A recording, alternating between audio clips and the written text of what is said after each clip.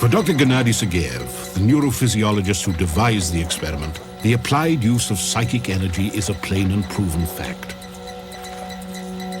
Many Russian scientists agreed, and in the early 1970s began creating devices to harness psychic power. They are known as psychotronic generators, instruments designed to capture and accumulate psychic energy and then release it on command. It is believed that psychotronic generators form a union between mind and matter, transforming human psychic power into a practical and controllable resource. In theory, the power originates from somewhere inside the brain and is emitted most effectively directly through the eyes. Once accumulated and concentrated by a psychotronic generator, the power can be released and used for a multitude of purposes.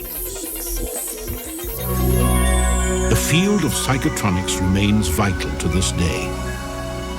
Russian parapsychologists have developed more advanced and sophisticated devices, psychotronic generators which in theory at least have powers to heal or harm.